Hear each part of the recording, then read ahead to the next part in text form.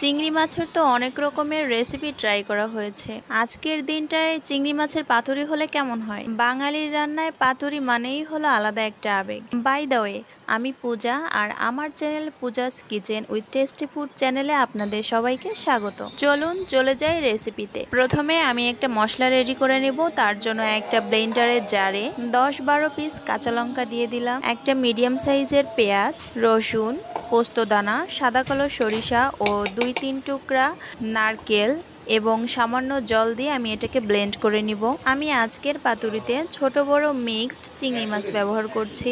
চিংড়ি মাছগুলোর খোসাটা আমি ছাড়িয়ে নিয়েছি। শুধু বড় যে কয়েকটা গলদা চিংড়ি আছে, এই গলদা চিংড়িগুলো নরম ছিল বিধায় আমি এইগুলোর খোসাটা ছাড়াইনি। এখন আমি ওই যে মশলাটা রেডি করেছিলাম, এই মশলাটা চিংড়ি মাছের ভিতর দিয়ে দিব লবণ, হলুদ এবং কালারের জন্য দিয়ে দেব লাল লঙ্কার গুঁড়ি এবং কিছুটা সরিষার তেল। এখানে আমি অল্প তেল দিব, কারণ পুরো পাতুরিটাই আমি সরিষা তেলে ভেজে নিব।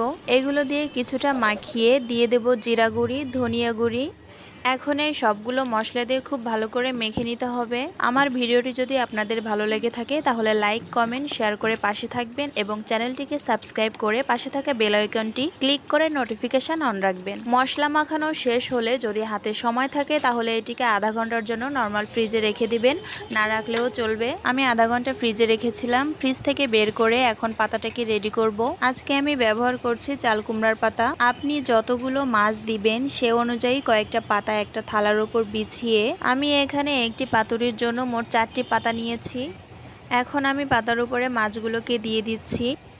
2 টুকরো চুই ঝাল, একটা রসুনের কোয়া এবং সুন্দর ফ্লেভারের জন্য একটা কাঁচা লঙ্কা দিয়ে দিলাম। এখন পাতাগুলো দিয়ে মাছগুলোকে এমনভাবে মুড়িয়ে নেব যেন ভেতরে থাকা মশলাগুলো বাইরে বেরিয়ে না যায়। তারপর এটাকে যে কোনো ধরনের সুতা দিয়ে সুন্দর করে পেঁচিয়ে নেব এবং পেঁচানোর সময় খেয়াল রাখতে হবে খুব শক্ত করে বাঁধা যাবে না, তাহলে পাতাগুলো ছিঁড়ে ভেতরে থাকা মশলা বের হয়ে আসবে। এখন একটা কড়াইতে সরিষার তেল গরম করে পাতুরিগুলোকে দিয়ে দিব। এখানে আমার মোট 3টি পাতুরি হয়েছে।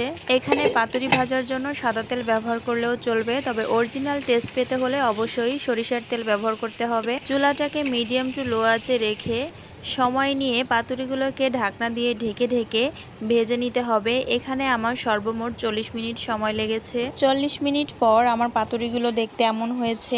এখানে কিন্তু আমার একটা পাতাও পুড়ে যায়নি, আপনাদেরও একটা পাতাও পুড়বে না। একবার হলেও আমার এই রেসিপিটি আপনারা বাসায় ট্রাই করে দেখবেন। আর চিংড়ি মাছের এই পাতুরিটি যদি আপনারা বাসায় করে থাকেন তাহলে বলে রাখি, সেদিন ভাতের জন্য চালের পরিমাণটা কিন্তু একটু বেশি লাগবে। গরম গরম ভাতের সাথে চিংড়ি মাছের এই পাতুরিটি কিন্তু খুবই মজাদার। আমার ভিডিওটি না